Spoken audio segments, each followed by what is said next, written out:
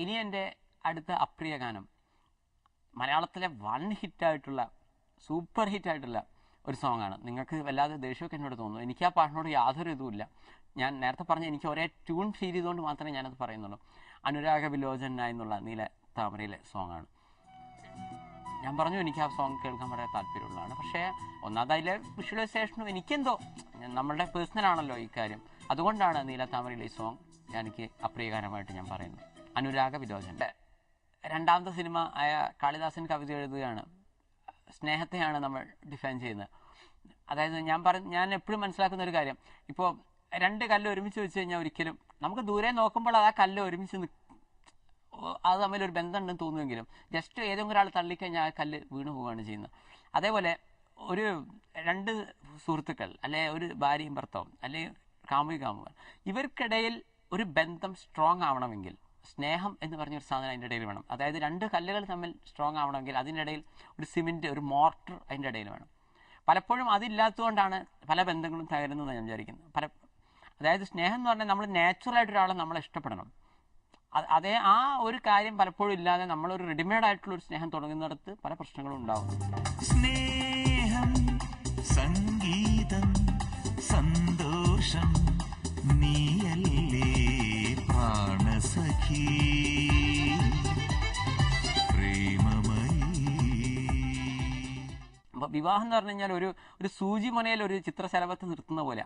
പ്രണയം എന്ന് പറഞ്ഞു കഴിഞ്ഞാൽ ഓടിക്കളിക്കുന്ന ഒരു ചിത്രശലഭത്തെ പോലെയാണെന്ന് ഞാൻ മനസ്സിലാക്കുന്നത്. ഈ ഒരു കാര്യം ഡിഫൈൻ ചെയ്യുകയാണ് എൻ്റെ രണ്ടാമത്തെ സിനിമയായ കാളിദാസൻ കവിത എഴുതുകയാണ് ചെയ്യുന്നത്. ഇനി എനിക്ക് എൻ്റെ അടുത്ത അപ്രിയ ഗാനം നമ്മൾ നേരത്തെ പറഞ്ഞ ആ ഗണത്തിൽ തന്നെ മേക്കപ്പ് മാൻ എന്ന സിനിമയിലെ ഒരു ഗാനം, ആര് തരും നീ ആര് തരും. യൂട്യൂബിലെ എനിക്ക് നേരിടേണ്ടി വന്ന ഒരു വിവാദം ഇതാണ്.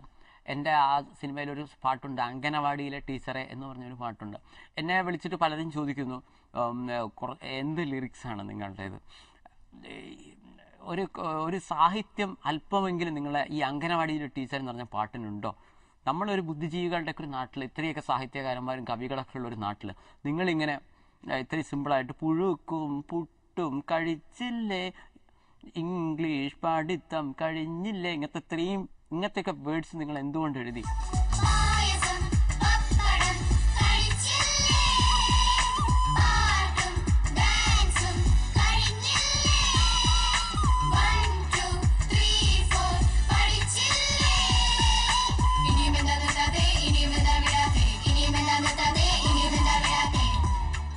അപ്പം ഞാൻ അവരോട് പറഞ്ഞൊരു കാര്യം ഇതാണ്, ഫോണിലൂടെ എനിക്ക് അത്രേ പറയാൻ പറ്റുന്നുള്ളൂ. ഞാൻ പറഞ്ഞാൽ ഏട്ടാ, നമ്മൾ ഈ അംഗനവാടിയിൽ ഏത് ടൈപ്പ് കുട്ടികളാണ് പോകുന്നത്?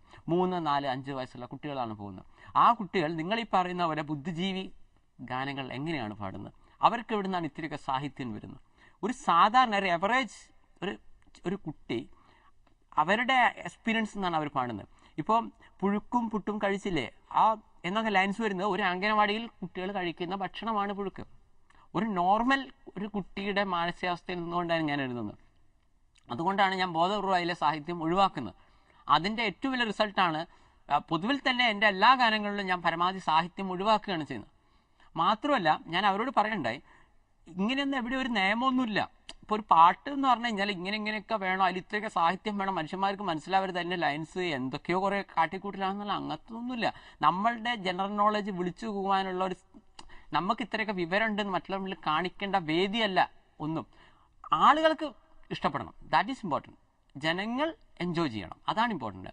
എനിക്ക് ഉറപ്പിച്ച് പറയാൻ പറ്റും അംഗനവാടിയിലെ ടീച്ചറെ ഇന്ന് ഈ കേരളക്കരയിലെ ഏത് കുട്ടിയും ഒറ്റ പ്രാവശ്യം കേൾക്കുമ്പോൾ തന്നെ പാടുന്നതാണ്. ഏത് സ്കൂളിലായാലും ഏത് നഴ്സറി കുട്ടികളായാലും അവരത് ഇഷ്ടപ്പെടുന്നു. കാരണം കുട്ടികൾക്ക് വേണ്ടിയിട്ട് ഇവിടെ ഗാനങ്ങളില്ല. കാരണം കുട്ടികൾക്ക് വേണ്ടി പ്രത്യേകിച്ച് ആരൊന്നും ചെയ്യാറില്ല. കാരണം കുട്ടികൾക്ക് വേറെ വോട്ടേഴ്സ് റൈറ്റ് ഇല്ല, അതുകൊണ്ട് അത് കിട്ടില്ല. കുട്ടികളിപ്പോൾ ഫസ്റ്റ് ഡേ സിനിമയ്ക്ക് പോകില്ല. അപ്പോൾ കുട്ടികളുടെ സൈക്കോളജി, കുട്ടികൾക്ക് വേണ്ടി ആരും ഒന്നും ചെയ്യാറില്ല. അതുകൊണ്ട് എനിക്ക് ആ ഒരു ആംഗിളിലാണ് ഞാൻ അംഗനവാടിയിലെ ടീച്ചർ എന്നുള്ള പാട്ട് എഴുതുകയും ഇതേപോലെ തന്നെ കുട്ടികൾ മുഴുവൻ ഏറ്റെടുത്തു. കാരണം കുട്ടികൾക്ക് അങ്ങനത്തെ യാതൊരു അസൂയില്ല. ഇയാൾ മലയാളിയായിപ്പോയി, അല്ലെങ്കിൽ ഇയാൾ ഇങ്ങനെയാണ്, ഇയാൾക്ക് ലോക റെക്കോർഡ് കിട്ടുമല്ലോ, ഇയാൾക്ക് ഗിന്നസ് ബുക്കിലേക്ക് ഇയാളെ പേര് വരുമല്ലോ, അതുകൊണ്ട് ഞങ്ങൾ ഇഷ്ടപ്പെട്ടാലും ഇഷ്ടപ്പെട്ടില്ലെന്ന് പറയണം. ഇങ്ങനത്തെ ഒരു സൈക്കോളജിയും കുട്ടികളുടെ കാര്യത്തിലില്ല. കുട്ടികൾ നിഷ്കളങ്കരായതുകൊണ്ട് എൻ്റെ അംഗനവാടിയിലെ ടീച്ചർ എന്നുള്ള പാട്ട് വമ്പൻ ഹിറ്റായി മാറുകയുണ്ടായത്.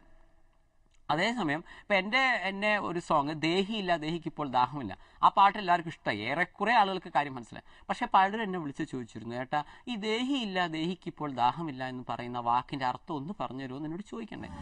ദേഹിയില്ല ദേഹിക്കിപ്പോൾ ദാഹമില്ല, സുഗന്ധമില്ല സുഗന്ധിക്ക് ജീവനില്ല, തൂവലില്ല മൈലമ്മയ്ക്ക് അഴകില്ല, രാധയില്ല കൃഷ്ണനിനി ഗാനമില്ല. എനിക്ക് ഇന്റർനെറ്റായിട്ടൊരു ബന്ധമില്ല, എനിക്ക് ഇന്റർനെറ്റായിട്ട് വേറെ ഒരു കൺസേൺസും ഇല്ല, ഞാൻ കൂടുതലായിട്ട് നോക്കാറുമില്ല. കാരണം പഠിക്കുന്ന സമയത്ത് തന്നെ എന്നെ സംബന്ധിച്ചിടത്തോളം ഒരുപാട് ടൈം നഷ്ടപ്പെടുത്തുന്ന ഒരു കാര്യമായിട്ടാണ് ഞാൻ കണക്കാക്കിയത്.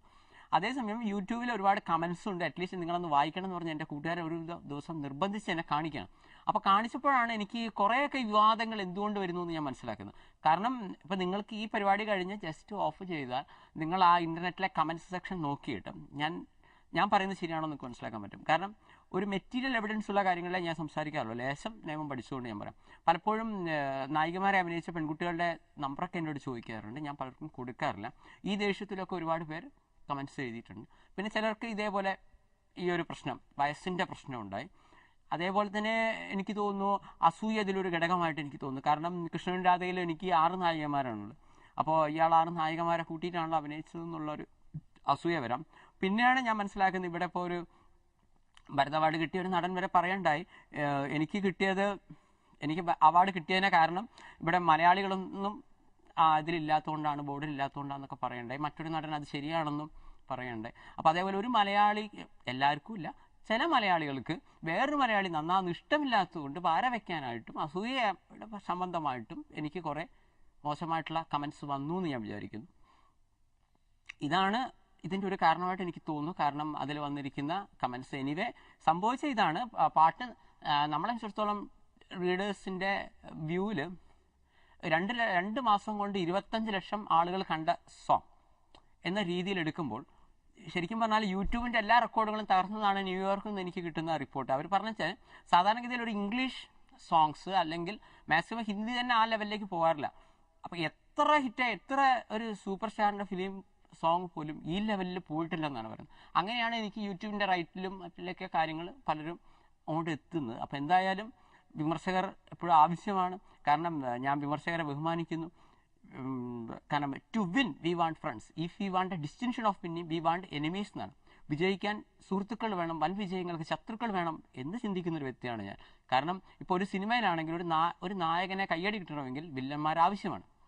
അതുപോലെ കുറച്ച് വിമർശകന്മാർ നമുക്കുള്ളത് നല്ലതാണ്. ഇതാണ് എൻ്റെ ശിവരാത്രി അതേപോലുള്ള കൃഷ്ണനും രാധയിലെ മറ്റുള്ള സോങ്സും കാര്യമായിട്ടുള്ള. അതേസമയം എനിക്ക് തോന്നുന്നു ഇപ്പോൾ ഗോകുലനാഥനായ കള്ളക്കണ്ണൻ, ദേഹിയില്ല ദേഹിക്കിപ്പോൾ ദാഹമില്ല എന്നീ ഗാനങ്ങൾ വന്നതിന് ശേഷം കൂടുതൽ സ്ത്രീകളൊക്കെ വിളിക്കുന്നുണ്ട് കുറേയൊക്കെ. കാരണം മുൻകാലങ്ങളിൽ അധികം സ്ത്രീകളുടെ ഫോൺസ് എനിക്ക് വരാറില്ല, ഇപ്പോഴാണ്. കാരണം ഭംഗിയായിട്ടുണ്ട്. ചിലർക്കൊരു തെറ്റ് തന്നെ ഉണ്ട്, ഞാൻ തമാശയ്ക്ക് ചെയ്യുകയാണോ. ഇപ്പോൾ ആളുകൾക്ക് സീരിയസ് ആണ് ഈ സിനിമ, ഭംഗിയായിട്ട് നിങ്ങൾ ചെയ്തിട്ടുണ്ട്, ശിവരാത്രി കണ്ടപ്പോൾ ചെറിയൊരു നീരസം തോന്നിയതൊക്കെ ഇപ്പോൾ മാറിയിട്ടുണ്ട് ഒക്കെ പറഞ്ഞ് പലരും വിളിക്കണ്ടേ. സോ സിറ്റുവേഷൻ വളരെ മാറിക്കൊണ്ടിരിക്കുകയാണ്. ഒരു 4 ദിവസത്തിൻ്റെ ഇടയിലാണ് ഇപ്പം നമ്മളെ യൂട്യൂബിൽ ജസ്റ്റ് കൊടുത്തിരിക്കുന്നത്. അപ്പോൾ അതിലുള്ള പുതിയ സോങ്സൊക്കെ എനിക്ക് വളരെ കൂടുതൽ ഫേവറബിളായി വന്നു എന്നുള്ളതിൽ എനിക്ക് വളരെ സന്തോഷമുണ്ട്. ഒരു ചെറിയൊരു കാര്യം എന്താണെന്ന് വെച്ച് കഴിഞ്ഞാൽ, ഇപ്പോൾ യൂട്യൂബിൽ ഞാൻ കമൻസ് സെക്ഷൻ വായിച്ചപ്പോൾ സന്തോഷ് പണ്ഡിറ്റിൻ്റെ നമ്പർ എന്ന് പറഞ്ഞ് ഒരുപാട് തെറ്റായിട്ടുള്ള നമ്പേഴ്സ് അതിൽ ഇങ്ങനെ കാണുന്നുണ്ട്. എനിക്കതിൽ വളരെ പ്രയാസമുണ്ട്. എന്നെ സംബന്ധിച്ചിടത്തോളം ഇന്ന് ഈ ലോകത്ത് ഏറ്റവും കൂടുതൽ ഫോൺ വരുന്ന വ്യക്തി ഞാനാണെന്ന് എനിക്ക് ഉറപ്പിച്ച് പറയാൻ പറ്റും. കാരണം എൻ്റെ മുന്നിലിരിക്കുന്ന ഒരാൾക്ക് മാത്രമേ അത് മനസ്സിലാവും. ഒരു 5 മിനിറ്റിൻ്റെ ഇടയിൽ 65 മിസ്ഡ് കോൾ വരുന്ന ഒരു വ്യക്തിയാണ് ഞാൻ. അത്രയും ഒരാൾ ഫോൺ ചെയ്യുന്നതിൻ്റെ ഇടയിൽ 65 മിസ്ഡ് കോളൊക്കെ വരുന്നു. പക്ഷേ എന്നിട്ടും ഞാൻ എപ്പോഴും വെച്ചാൽ ഒരാൾ നല്ലതാണെങ്കിലും ചീത്തയായാലും അവർ പറയുന്നത് കേൾക്കണമെന്നും എനിക്ക് ഡെവലപ്പ് ചെയ്യണമെന്ന് ആഗ്രഹിക്കുന്നു. ജെന്യുവൻ ആയിട്ടുള്ള ഏത് ക്രിറ്റിസിസം ഞാൻ അംഗീകരിക്കുന്നു. കാരണം ഇപ്പോൾ ക്യാമറ ഒഴിച്ച് മുഴുവൻ കാര്യങ്ങളും ഞാൻ ചെയ്യുന്നു. എന്നെ സംബന്ധിച്ചിടത്തോളം എനിക്ക് ഫിലിം ഫീൽഡായിട്ട് വേറെ മുൻകാല കൺസേൺസ് ഒന്നുമില്ല. അപ്പോൾ ഒരുപാട് ആരാധകർക്ക് എൻ്റെ ഫോൺ നമ്പറൊക്കെ വേണമെന്നുള്ള ആഗ്രഹക്കാരുണ്ട്. പലർക്കും എൻ്റെ നമ്പർ അറിയില്ല.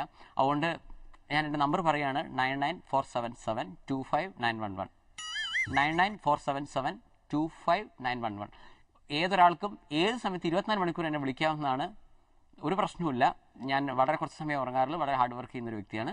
ഇത്രയും നേരം എൻ്റെ അപ്രിയ ഗാനങ്ങൾ മുഴുവനായി സഹിച്ച്, എൻ്റെ അപ്രിയ ഗാനത്തേക്കാൾ ഉപരിയായി എന്നെ സഹിച്ച എല്ലാവർക്കും നന്ദി. രാത്രി ശുഭരാത്രി.